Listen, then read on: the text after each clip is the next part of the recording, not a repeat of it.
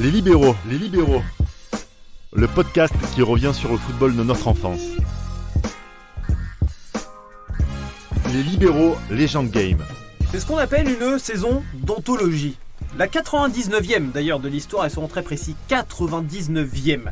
845 buts sur l'ensemble des matchs. 18 clubs, dont 4 relégués en fin de saison, avant un passage à 20 un tout petit peu plus tard, c'était 2004-2005. Mais là, on est concentré sur cette 99e en 2000-2001. Un champion qui n'a compté que 2 petits points d'avance. Une zone rouge où l'avant-dernier n'a terminé, figurez-vous, qu'à un petit point du maintien qui pouvait se situer 4 places plus haut. Autant dire que cette saison-là de Serie A, la 2000-2001, est gravée dans les mémoires de tous les suiveurs, adorateurs, même amoureux du football italien. Une saison de légende, pour une partie de légende dans les libéraux. Et on commence naturellement avec le petit guide France Football du début de saison, revue des effectifs, revue des favoris. Pour vous, qui était favori? Prenons, allez, en début de saison, on n'a pas encore commencé, on ouvre le guide France Football. Damas, merci Julien. Qui tu prends comme favori? C'est bien que tu ouvres des points comme ça parce que par rapport au contexte, c'est un été 2000 qui est exceptionnel au niveau des transferts déjà. Il faut en parler, les forces en présence. Mais en fait, tu as la Juve qui a déjà la blessure de Pérouse. Ça fait du mal et ça fait encore du mal à mon avis à certains supporters de la Juve par rapport à cette défaite, la pluie, on reprend le match et 18 et 18h, Colina qui siffle, titre pour la Lazio, ça fait grand bruit. Mais comme même l'année d'avant, hein, des titres à la dernière journée là, avec des parce que la Lazio en 99 avec l'Inter Milan là, avec Ronaldo aussi. 2002, ça c'est 2002 ça. Ouais, c'est 2002. Les larmes de Ronaldo, c'est 2002. Ah oui, c'est 2002. C'est 2002. Oh, c'est pas grave. En tout cas, pour l'été 2000, moi j'ai signé les transferts de l'été. J'ai pris certains chiffres au niveau des transferts de l'été. T'as Claudio Lopez qui va à la Lazio pour 23 millions. Ouais. Akan Soukour qui va pour 28 millions à l'Inter après son titre avec Galatasaray, Coupe de l'UEFA 2000. Ouais, hein, Thierry Henry s'en souvient très bien. Il est mauvais. Redondo va au Milan pour 18 millions. Batistuta, les 35 millions justement qui vont à l'AS Rome. Ouais, t'as viré en 99 qui va à l'Inter pour 46 millions d'euros. Ouais. Et puis tu as Crespo qui part à la Lazio, provenance de Parme, pour 55 millions d'euros. Exact. Franchement, l'Italie à ce niveau-là, nous regardez ça sur Télétexte. Je sais pas pour vous, peut-être que vous vous souvenez. Ils ont anticipé la crise. Mais après, tu avais l'équipe du dimanche. Bien sûr, on a tous rêvé. Et la Juve doit gagner un nouveau titre. C'est la tête de gondole du championnat. Le Milan AC... début de projet, on va dire, parce qu'après, il venait de prendre Shevchenko qui venait de faire une année précédente exceptionnelle. Donc, le Milan C. Quoi que Shevchenko arrive en 99. C'est ce que je dis, l'année d'avant. L'année d'avant. Donc, bon, on n'attend pas trop la Juve au même. Non, le Milan au même niveau, bien qu'il faut qu'il soit là.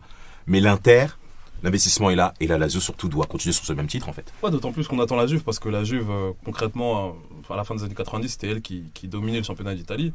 Donc il y a la saison ratée en 99 et le championnat manquait de peu en 2000. Donc là on se dit la Juve va tout exploser en 2000-2001, Zidane reste, etc. Donc on se dit quand même que c'est extraordinaire ce qui va se passer. D'autant plus qu'il y a David Trezeguet qui arrive aussi de Monaco. Donc on sent vraiment que la Juve a toutes les forces pour pouvoir... Zambrotta aussi qui sort d'un très... Non, quoique Zambrotta était venu l'année d'avant de Paris. Mais bref, la Juve, on sent vraiment que la Juve est prête vraiment pour tout exploser cette saison.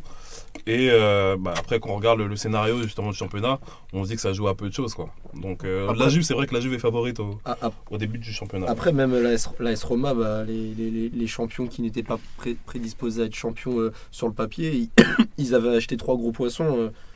Samuel du Boca Junior, Emerson de Leverkusen et Batistuta. Sans compter Zebina aussi qui a été recruté à l'époque, qui n'était pas le grand, enfin le joueur qu'il a été par la suite, mais la Roma qui avait investi beaucoup d'argent et qui avait de grosses espérances pour ce championnat. Donc la Lazio. Oui, qui était le tenant du titre.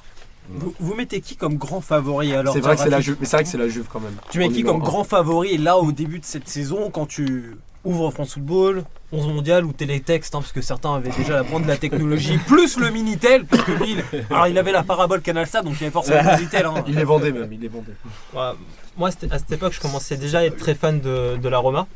Donc c'était pas pour moi le favori. Enfin, j'avais pas d'idée qui était le favori. Je connaissais pas encore assez bien les autres équipes, mais en tout cas, pour moi, la Roma à ce moment-là pouvait être champion. Enfin, avait ses chances. avec ses chances. Et voilà, donc ils sont très bien renforcés. Capello, il a ciblé des joueurs en particulier. Il a rajouté Batistuta au front d'attaque. Il a ramené Emerson, mais après Emerson il rate quand même une moitié de saison. Mais Zanetti il a fait une très bonne première partie de saison. Donc pour moi en tout cas la Roma avait quand même une belle équipe pour espérer le titre. Et surtout, ils avaient un gros effectif, c'est-à-dire qu'ils avaient un gros banc de touche. Ils avaient des joueurs comme Nakata, Di Francesco, Montella, Aldair et Assunção Guigou, Christian Zanetti, Tomasi. Ils avaient vraiment un gros effectif, un très très gros effectif. Del Vecchio, bien sûr. Ouais, Del Vecchio, Batigo. Et De Rossi qui vient de la classe biberon, qui commence déjà à pointer le bout de son nez. C'était un petit peu plus puis aussi, il a commencé à jouer déjà un tout petit peu au cours de la saison. Mais je sais pas s'il est situé comme champion. Et puis même Samuel, c'était en hommage aux libéraux, c'était le libéraux de l'AS Roma, c'était l'une des dernières années où vraiment les libéraux, un libéraux était avec une sentinelle, Zanetti également qui était le seul numéro 6. Donc voilà, le libéraux est la seule sentinelle. Alors tu dis Samuel libéraux. Ouais. Moi je pensais plus à Aldair, mais c'est vrai que... Non, Samuel était titulaire, ils l'ont acheté pour ça. C'était la succession d'Aldair, parce qu'il y avait Antonio Carlos Zago et puis Samuel. Zebina. Mais la Roma, enfin, devient une équipe qu'on prend au sérieux. En termes d'équipe de conviction. La Roma a toujours joué, et d'ailleurs même c'est l'atmosphère de ce club-là jusqu'à aujourd'hui. C'est une équipe qui est très portée sur le sentimentaliste, il faut que tu me fasses rêver. Mais le rêve, des fois, ne nous amène pas des titres. Et là, Capello vient avec une structure, il vient avec des joueurs de décision. Par contre, sur chacune des lignes. On voit quand il construit son effectif. C'est lui qui le construit, l'effectif. Il le construit de A à Z pour être champion. On se souvient qu'à l'époque, il avait dit il me faut un 9 pour être champion. C'est vrai. Certains l'ont pris pour un rigolo. Aujourd'hui, ils se mordent encore les doigts. Et ce qui est bien, je pense qu'il faut souligner, c'est que ça a été un travail qui a été bâti pas seulement en 2000-2001, mais bien dès qu'il revient, dans le football italien, parce que il sort d'un échec avec le Milan AC, qui est un échec cuisant quand même avec le Milan AC quand il revient au Milan AC, quand il succède à Sacchi une nouvelle fois, donc en 98, ouais c'est ça. Et donc il se prend 1 ou 2 ans justement d'années sabbatiques, etc. Et c'est à l'été, il me semble que c'est à l'été 99 justement qu'il arrive à la Roma. Il fait l'état des lieux, il regarde ce qui va, ce qui ne va pas, donc Totti qui est confirmé justement à son statut, etc. Et justement, c'est à la fin de cette année 99-2000 où la Roma fait une très bonne saison, qui se dit, il me manque ça. En fait, ça me fait penser un petit peu à Mourinho quand il arrive dans un club. Mourinho, quand il arrive dans un club, il devient surtout fort au niveau de sa deuxième année, parce qu'il a noté les points faibles et les points forts. Donc voilà, donc ce que Capello a fait, ça a été un travail qu'il a bâti l'année d'avant. Et voilà, ça a porté ses fruits justement au cours de la deuxième saison, quoi. Notamment avec ce qu'on dit du fait qu'il lui manquait justement Batistuta, qui était la valeur ajoutée qu'il lui fallait pour qu'il puisse gagner le championnat, bien qu'il y avait déjà des Del Vecchio, Montella, etc. quoi. On reprend un petit peu l'effectif de la Roma sur cette saison-là, du coup. Ouais, Raphaël. Moi, je voulais en revenir. Moi, il y avait Antonioli. On sait que le Calcio avait de grands gardiens dans cette période-là. Mais malgré la solidité, Antonioli, moi j'ai jamais été fan. Et pourtant, non, c'est pas un... et pourtant ça a été le portier. Il a tenu la baraque et il a fait une bonne saison. Après, il y avait du Del Vecchio, du Montella, du Batistuta, du Candela, Cafu, qui fait une très belle saison. Du Emerson, du Zanetti, du Zago, Totti, Montella, Zago sur le Nakata, banc, du Di Francesco. Eusebio Di Francesco, Assunção, qui vient de se faire virer en plus.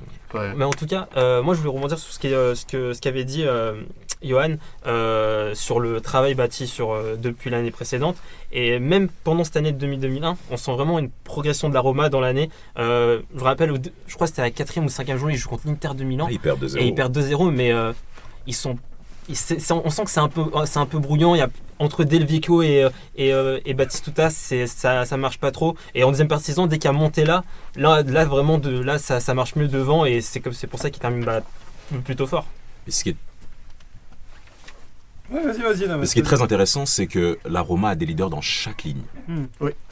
A des leaders dans chaque ligne. Et ces leaders-là transmettent le message de Capello à la lettre. Emerson, par la suite, est devenu un véritable relais de Capello parce qu'il l'a suivi presque partout. C'est ça. Il l'a suivi presque partout. Mais tu commences déjà en leader avec Aldair, qui transmet justement le brassard à Totti. C'est ça.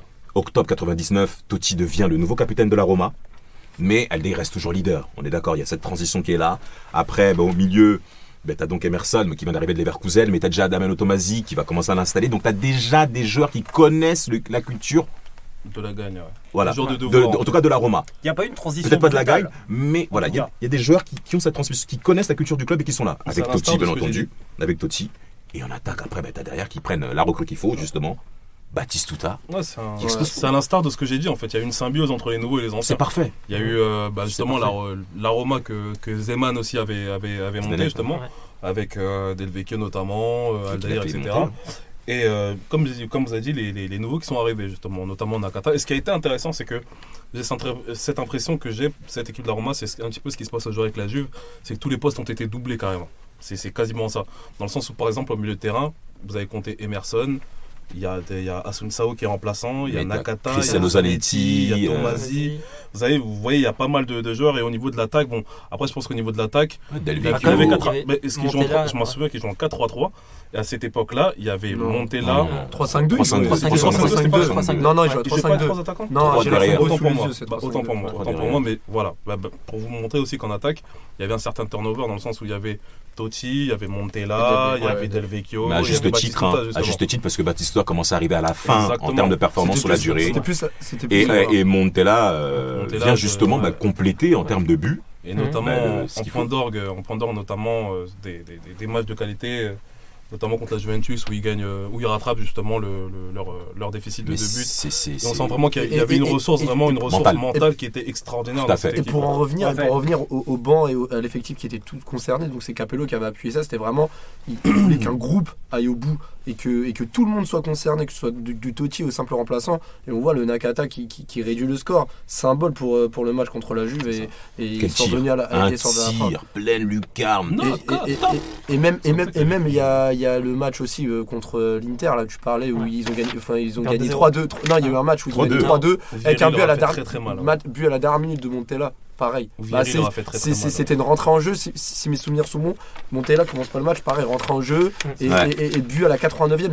C'est comme ça qu'on gagne un titre. C'est les buts à la dernière minute, le but du remplaçant, c'est tout le monde qui est concerné jusqu'au même au deuxième gardien. Enfin, ça a été ça la force. Et c'est dingue de se dire que s'il n'y avait pas eu cette égalisation contre la Juve, c'était la Juve qui était championne. Enfin voilà, c'est vraiment des détails qui ont fait ça. Si je me permets, en parlant de la Juve, même pas en parlant de la Juve, en parlant même du championnat 2000-2001, je me suis permis de noter le classement des duels entre les gros clubs italiens, c'est-à-dire la Roma, la Juve, le Milan, la Lazio, Parme, l'Inter. Premier du classement, la Roma avec 16 points, 4 victoires, 4 matchs nuls, 2 défaites. Après, tu as la Juve avec 15, le Milan avec 14, la Lazio avec 13, Oh là là. Parme avec 12 points et l'Inter 7. L'Inter, on peut en parler. L'Inter 7 points, 0-6. 5 défaites Et contre 6-0. les gros du championnat. Et ils ont perdu 6-0 contre Milan. 0-6. Le 0-6. match était compté à l'extérieur. Shevchenko triplé. Mais l'Inter Non, Milan, vous vous rappelez, c'est la, Il faut c'est la en fa- parler. c'est la- Commandini. c'est la fameuse saison où le scooter est arrivé sur la pelouse. La Roma cette saison perd peu. 3 défaites. Est-ce que je peux en parler On a rarement vu Est-ce- la Roma perdre aussi peu en Serie A. Est-ce que je- Attendez, Aussi peu. un instant, parce que ça c'est très important quand même.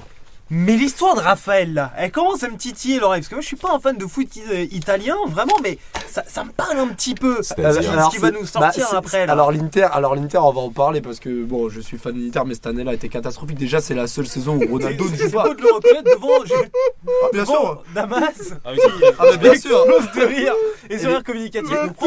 Devant aussi notre rédacteur en chef Gilles Chris Lawson qui est un amoureux ou pas de l'Inter, mais poursuis. Inter Milan qui Prends m'a ta- déjà. Je t'attends, Raphaël, je t'attends. L'Inter Milan déjà finit 5ème, devant le Milan AC. On va quand même. Peu importe. Quand Commandini met un triplé lors d'un Mais derby, déjà, il y a c'est Lippi qui se vire en octobre. Il y a le Ronaldo qui ne joue pas un match parce qu'il est blessé. Il y a l'élimination en tour préliminaire contre Helsingborg. Donc il ne participe même pas à la Ligue des Champions. Il se fait éliminer en 16e de finale par Alaves, finaliste de la C3. Donc Helsingborg qui a été aussi dans la poule du PSG par la suite. Donc il y a eu ces anecdotes là. Le 0-6 et la fameuse anecdote, donc le scooter qui a réussi à passer les barricades de sécurité, donc qui était dans les tribunes, donc dans le COP interiste. Ils ont jeté un scooter sur le terrain, je ne sais plus pour quel match. Mais tout ça sur une saison, Ça, c'est le c'était public. trop. Ça, c'est le public. Si je vais même à l'été 2000, au niveau des transferts dont on a évoqué, l'Inter a recruté 22 personnes. notamment à Kalsoukou. 22 personnes. Il y a 22 Deux équipes. 22 arrivées du côté de l'Inter et t'as 24 départs. Plus que Monaco. Mais comment vous vous attendez à produire quelque chose d'intéressant? J'apporte Je la suis désolé. J'apporte la folie précision, messieurs. défensière de Moratti à l'époque. J'apporte la Ils aimaient trop les précision. attaquants. J'apporte la précision. Les 22 arrivés, il s'agit visiblement de joueurs. Ce ne sont pas des touristes. C'est ça. Ce ne sont pas des nouveaux vendeurs de frites Non, ou il y a de des glaces. U15, des non. U17. Ouais, mais non, c'était on parle de c'était- joueurs, là. C'était la folie acheteuse la folie dépensière de Moratti à l'époque, c'est ça. Quand vous voyez que vous recrutez Akan Soukour, vous recrutez Okan Borouk, vous recrutez je ne sais combien de joueurs, Cyrilio, etc. C'est vraiment des joueurs qui, on savait très bien qu'ils n'avaient pas le niveau à cette époque, dont Robikin aussi, me semble, à cette Ouais, époque. Robikin, ouais. Mais j'ai oublié de citer aussi le scandale des faux papiers aussi, qui a été touché des joueurs de la Roma et aussi Recoba, qui a fait la tourmente aussi lors de cette saison. Ça a beaucoup animé aussi Ça a été très difficile. la saison du calcio. On en reparlera aussi un petit peu plus tard. Oui. On a parlé de la Roma, on y reviendra. On a parlé à l'instant de l'Inter. On va se concentrer aussi sur la saison des autres poursuivants, en tout cas des autres équipes qu'on jugeait en capacité de poursuite, voire même de conquête du titre. La Lazio. La Lazio et la Juve. La Juve. Commençons. J'ai envie de commencer par la Lazio justement, parce que là j'ai l'équipe sous les yeux. La Lazio, je vois Folie. des noms. Folie. Alors, Nedved, je vais pas les donner à votre place, mais j'attends d'avoir les Ils sont noms. champions. Bah, ils sont Donnez-moi champions. quelques noms. Salas, Nedved. Nedved, Castroman, Et Nesta. t'as Crespo, meilleur Nesta. buteur avec 26 buts. C'est lui le meilleur buteur en Italie. Alessandro Nesta, 26. Dejan Stankovic aussi à l'époque. Stankovic, ouais. Oui, Il y a pas Vérone. Vieri. Non, Non, Vieri. Non, Vieri part en Il 99. part. Crespo. On a qui Et t'as d'autre Mijlovic, Paolo Negro, Pancaro, Sinisa Ouais, Crespo, Mihailovic, Crespo, Sinisa Tabarogno Mihailovic. aussi qui est là, le petit italien au Fiore, milieu. Ah, Non, Stefano Fiori, t'as l'Udinese Ah, encore. l'Udinese. Sinisa Mihailovic aussi, ça faut pas oublier. Ouais, Ouais, Sinisa Mihailovic, bien sûr, ouais. bien sûr. Mihailovic, Favali, Nesta, Pancaro, Marchegiani dans Pancaro, les buts. oui, Pancaro, Pancaro, Favali. Simone Inzaghi, qui est encore là. Vous en oubliez un, là. Un attaquant. Possible. Mancini, On a dit Salas. Je l'ai dit en Tu l'as premier. dit Je l'ai dit en Mancini, premier. non Dit. Ravanelli. Chiesa. Oui, Ah oui, Fabrizio Ravanelli, Ravanelli. Exact. L'idole de Raphaël. C'est ça, Voyons. Fabrizio Ravanelli. Surtout de Rabezandrata. Et comment oublier, t'as la Lazio, t'as Poporski aussi, Claudio Carré- Poporski. Poporski. Ça reste Oui. carré- T'as des mecs, franchement. Bah, il mais- marque en plus pour mais le c'est- titre l'année Mais le dernière. niveau de la Lazio, d'ailleurs, Ferguson l'a dit, c'est l'équipe la plus forte que j'ai jamais Et affrontée je ne lors sais de la pas Supercoupe 99. Et je ne sais pas si vous vous souvenez de Ce match derby contre la Roma, Ouais. où il y a 2 buts partout, où c'est un match Oui. à rebondissement qui est monstrueux, notamment avec une frappe de Nedved qui est monstrueuse aussi. Non, mais le niveau de jeu, Ouais, le niveau de jeu, c'est là. C'est vraiment là où il faut vraiment saluer le travail de Capello pour la préparation mentale de la Roma. La Roma, justement, dans les matchs coup près, ils chutent. On les a plusieurs fois vus là-dessus. Est-ce que c'est la... Et pour une fois, Capello a réussi à créer cette force mentale qui manquait à la Roma pour faire face au gros club dans les matchs clés. Graphique. Clairement, en plus, il y avait, là on cite des joueurs, il y avait vraiment plein de grosses équipes. Et donc vraiment, être champion en 2000-2001, fallait vraiment être prêt, fallait avoir un vrai effectif, fallait être fort mentalement. Donc, Et un vrai coach aussi. Ouais. Un vrai coach aussi. Parce qu'on avait vu avec le Milan AC justement le bazar qu'il y a eu avec l'arrivée de Fatih Terim justement aussi cette année-là. Donc ça vraiment il y a eu vraiment les coachs aussi ont fait la différence parce que c'était Sven-Goran Eriksson, il me semble, du côté de la Lazio. Il y avait Sven-Goran Eriksson, Champion en Capello, Carlo Ouais. Ancelotti Champion en titre, ouais. qui coach Marcello Lippi, il me semble, qui coach l'Inter de Milan Ouais, mais cette année-là. il se fait virer en octobre. Voilà, ouais, mais bon, c'est Mais quand t'as même, un- on sent vraiment t'as un qu'à cette match- époque, il y avait des- La Lazio aussi, là, Vas-y. on repense, moi je repense aussi, la Lazio c'est le but par exemple de Crespo à Bernabeu en Ligue des Champions, voilà, Crochet le crochet, la frappe sur enchaînée. Caranca. Exactement. Tir extérieur pied droit. Exactement. Mais c'était la saison d'après. Lucarne, non, c'était 2000. Je crois que c'est la saison d'après. Je crois contre le Real Madrid. Oui. Deuxième tour. Mhm. C'est la saison d'après ça. D'accord. Je crois que c'est la saison d'après. Hein. Ouais, c'est la saison d'après. Je crois parce que si le Real gagne 3-2. Oui, 3-2, c'est ça, ouais. 3-2, ouais, c'est ça. Peut-être que t'as raison. Ouais, mais moi je pense que c'est 2000. 2000. Oui, Enfin, Oui, 2000, tu as raison, bref, excuse-moi. enfin bref, tout ça Tu as raison, pour dire, tu as raison, ouais, tout ça 3-2. pour dire que la Lazio, il y a beaucoup de talent. Tu as raison, Et excuse-moi. pour le titre, pour parler des prétendants, la Juventus n'est pas allée loin en Coupe d'Europe, a fait une saison blanche cette année-là. Et en 2000-2001, ils font saison blanche, ils gagnent aucune coupe et ils sortent très tôt des Coupes d'Europe. Donc ça veut dire que la Juve, très tôt dans la saison, ils avaient plus que le championnat à jouer. Avec le contexte qu'on connaît de la saison d'avant, Ça fait mal. ça fait très Ça mal. fait mal à la Milan, conjoncture c'est parce que éliminé, la on dirait, défaite c'est de la pas mal. Juve. On s'arrête quand même sur l'effectif aussi de la Juve. On le balise un petit peu cet effectif-là, comme on l'a fait pour la Lazio. Il y avait D'accord. qui à cette époque à la Trezeguet, Lazio Kovacevic, Del Piero, Trezeguet, Del Piero, Gianluca Zamora. Inzaghi. Taquinardi, Et c'est là, Taquinardi, et c'est là où il faut saluer Trezeguet. Montero, Montero, Di Livio. Marco il y a Marco Antonio Giuliano, Conte, Zinedine Zidane, Juve Soto qui est là, Birindelli, Giuliano, Antonio Conte, Davids. ouais. Gol Van der Sar aussi, il faut oublier Gol Van der Sar, ça faut Voilà. oublier. Ouais. Mais c'est là où il faut saluer Trezeguet. Parce que le contexte dans lequel il est arrivé n'était pas facile avec Inzaghi. Et Exactement. concrètement, il passe devant en fait. Il finit meilleur buteur avec 14 buts, la Juve. Concrètement, ouais. Mais le match qui fait vraiment mal à la Juve, c'est contre la Lazio, la défaite 4-1. Avec un Crespo C'est intenable. vrai. Il fait une soirée. D'ailleurs, je crois qu'il y a un rouge en plus de Tudor. Il fait n'importe quoi au cours de ce match-là. 3 relances de 30 mètres qui vont directement sortir de but. Mais même ce soir-là, même Inzaghi, ça a été difficile. Ça a été vraiment difficile. Mais la Lazio met un rythme. Et le 4-1, cette défaite fait très mal. D'ailleurs, c'est la seule défaite qu'a la Juve contre les gros. C'est la seule défaite qu'a la Juve. Mais psychologiquement, tu sens que c'est l'année ou jamais, quoi. Notamment pour la Roma. D'ailleurs, elle gagne de 2 points, quoi. Et je pense qu'il faut noter aussi, cette saison-là marque la fin aussi de l'ère parmesane. Parce que justement, l'été qui suit, justement, Parme perd tous ses joueurs. Notamment Thuram, C'est Buffon. le début des problèmes financiers C'est que ça, Parma c'est ça. qui Exactement. auront les liens et il y a la. Mais c'est surtout une saison et on va essayer de s'arrêter vraiment sur ça pour terminer cette partie des Legend Games et de cette saison de légende au final de la Serie A 2000-2001. Il n'y a pas Ronaldo cette année-là. C'est vrai. Zéro il est match. blessé. Zéro match. Il est blessé. Zéro match. Et Il se blesse contre Lecce en 99 déjà. Ouais. Après, il se reblesse après. Lazio. Oui, c'était surtout Contre la c'était la Contre la deuxième, Lazio c'était après la après. deuxième Cette blessure où tout le monde en a été On a tous pleuré. Ouais. tous pleurés. quoi. Même là, Lazio je l'ai en revu coupe. hier. En coupe. Ouais, en Coupe d'Italie. Ouais. Parce que là, messieurs, on parle énormément de Crespo, on a parlé de Totti, on a parlé naturellement de Batistuta, mais c'est une saison où il n'y a pas Ronaldo. C'était peut-être la meilleure saison possible pour tous les autres attaquants de championnat. C'est vrai. Ben, en fait, en soi, vu excusez-moi du terme, le bordel qu'il y avait à l'Inter, c'était bien que Ronaldo soit à part et qu'il se concentre sur son physique. Parce que, après, Ronaldo, ce qui est très intéressant avec lui, c'est qu'il sait faire. En fait, la crise qu'il peut avoir dans le club ou les critiques qu'il peut y avoir, il sait prendre du recul et ne pas se laisser affecter par ce qui se passe au niveau de l'environnement du club. Donc Ronaldo, pour ça, il est très fort. Mais en soi, c'est bien malgré tout qu'il ne soit pas confronté aux querelles qu'il y a eu à l'Inter et qu'il ait pu aussi passer les bêtises de la part de Moretti. T'es content, hein. Pourtant, non, vous êtes médiocre. Donc écoutez, mon club non, comme mais ça. c'est vrai moi, que J'ai aucune part dans ce Quand club. tu mets plus Y a pas de de problème. 10 millions d'euros sur Robikin aussi, j'ai envie de te dire. Qui vient de Coventry, t'achètes un attaquant de Coventry plus de 10 millions d'euros. Mais ils en ont acheté pas qu'un, hein. C'est sûr, c'est ça le problème, c'est qu'ils n'achetaient pas. Enfin, Ah, tu as ils ont acheté acheté trop Coventry. d'attaquants. Tu as acheté Trop Coventry. d'attaquants. Un Irlandais en Italie, c'est vrai que ça marche tout le temps. Trop d'attaquants, l'Inter, à cette période-là. Qui d'ailleurs, petit quiz avant l'heure, qui était le meilleur buteur de l'Inter cette année-là? Vieri, Combien de buts? 19, je crois. Non, 16. 18, non 16. Vous n'êtes pas loin. Il a 18. Particularité de cette saison-là quand même, c'est qu'on a un petit paquet de joueurs qui a minimum 15 buts. Je vous les recompte à l'instant. 1, 2, 3, 4, 5, 6, 7, 8, 9. 9 joueurs à 15 buts minimum. 9 clubs différents.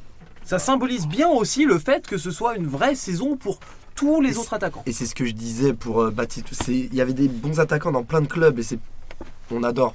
Moi Magnifique. perso, j'adore. Magnifique. On n'a pas que le 2-3 clubs où tous les joueurs. Là, ça c'est éparpillé. On se régale. Est-ce qu'on J'adore. se souvient tous de Dario Hubner Ouais, d'ailleurs. Dario Hubner Mackenzie. avec la Senzai, mais Alors, si tu veux avoir une prononciation qui se rapproche vraiment de l'orthographe et de ses origines, c'est Hübner.